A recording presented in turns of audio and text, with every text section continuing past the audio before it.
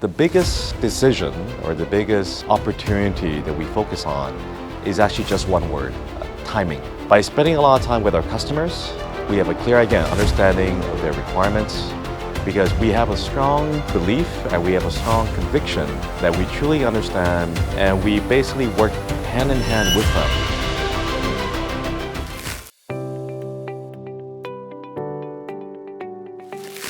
So I think from a ST Telemedia global data center perspective, we always focus on what's the best way to add value to our customers.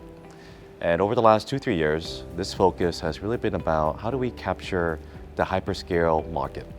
But going forward, the new trend that we see is basically the AI economy.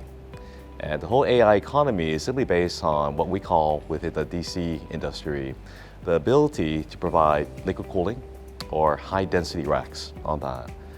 So I think from what the value that we add is not only can we provide solutions to existing traditional customers, which are cloud providers, we're also prepared to provide solutions that add value to AI-related customers in the form of new innovations of liquid cooling technologies.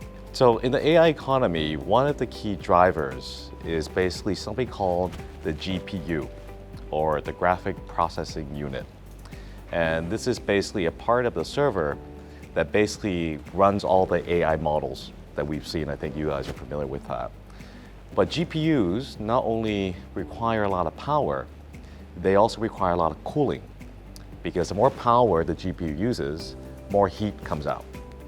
So in the traditional design of a data center, usually the cooling is basically done through air cooling, or basically through air conditioning coming out in the form of air.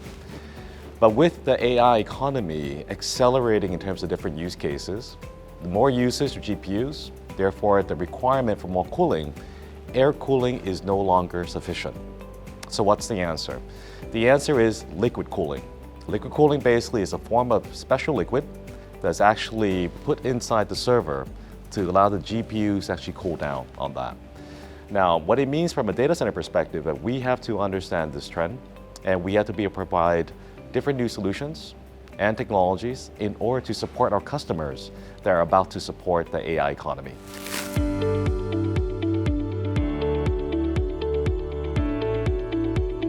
So in the AI economy, Thailand has a huge opportunity not only to contribute locally and domestically, but hopefully to compete at a regional level.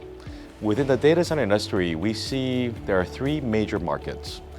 There's always going to be a regional hub that's supported by a combination of Singapore and Malaysia.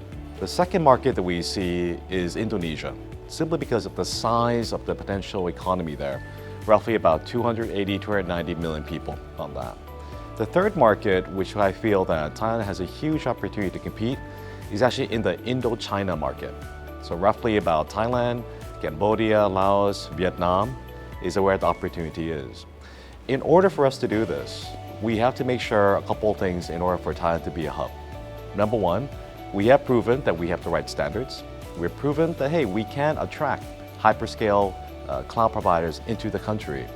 And more importantly, what we've done at STT GDC is that we can also support the AI-related customers as well. And as this business grows, you will see more and more interest from other customers wanting to come into Thailand and making Thailand hopefully into a regional hub at the Indo-China level.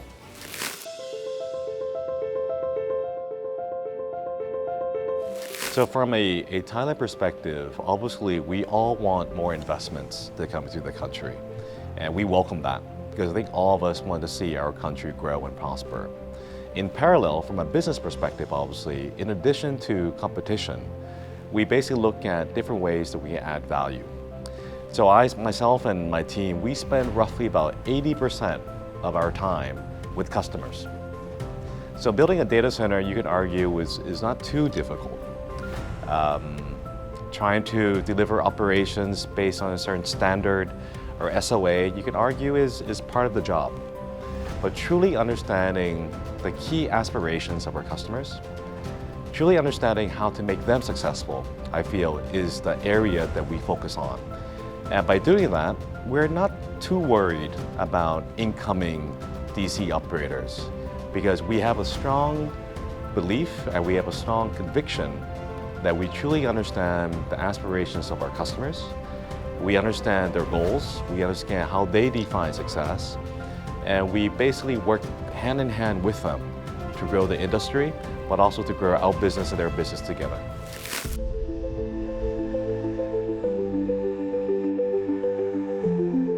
So in general, in the data center space, it's a huge amount of investment that's required. Therefore, there's huge amount of risk.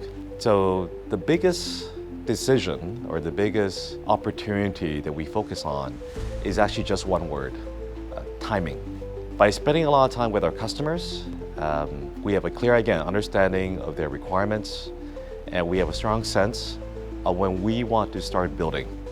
Because within this industry, if you build too soon, it becomes a huge financial risk. If you build too late, you won't comply with the requirements of the customers. So making the right decision to build at the right time is the key success factor in this business. And I'm happy to say that because of the vision of the board and the shareholders jointly, we have made the right decisions to build at the right time. And therefore, from this current building at 20 megawatts, we are fully 100% occupied. It's taken us 4 years, but after 4 years, we do have a revenue stream of over 1 billion baht. And within 4 years, our EBITDA as well is positive. And that's something that we're quite proud of, and that's something that we feel that we have the right understanding again of our customers for the right timing to build and operate, and therefore capture the business opportunities for a win-win scenario for our customers, for our shareholders, and obviously for our people as well. So the business outlook for the industry and also for STTGDC is very positive. It's very, very bright. And the reason I say that is because of the AI economy. As part of the AI economy, we believe that new customers will enter Thailand. And the great thing about the AI economy is that the AI economy is growing at a very accelerated rate, which means not only does it benefit the country from a domestic perspective, it benefits us as well from a data center perspective. It will allow us to grow at a much faster rate, benefiting not only the customer, but also benefiting our shareholders as well. So the outlook is very positive for the AI boom. We see that this will continue for the next couple of years. We don't see the AI boom slowing down anytime soon, and therefore we continue to grow and continue to uplift the industry. STT GDC, obviously, from a very customer-centric perspective, we have data centers across the world, ranging from London all the way east to Japan.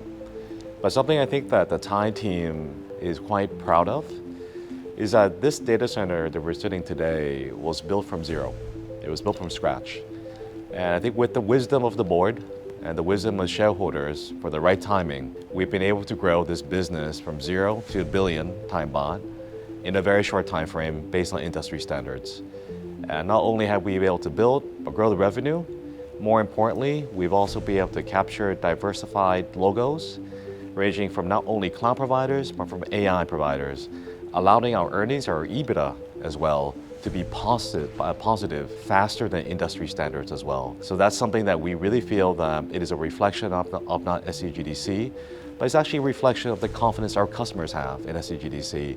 And more importantly, we would like to believe it's a reflection of the confidence of the Thai potential to further grow even more and further rise the development of the Thailand data center.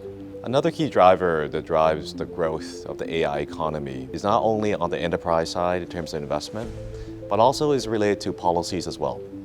And these policies obviously come from the government itself. I've been in the industry now for a little bit over a decade, and I've seen the progression of the policies that the Thai government has made. And I dare say that year to date, they have made much improvements on that. I would like to encourage the government to continue upon this path with further acceleration in order for us, as part of the enterprise, to be more competitive against other countries around the region. But more importantly, I would also encourage the government to look beyond the policies and see what are the new business opportunities in Thailand.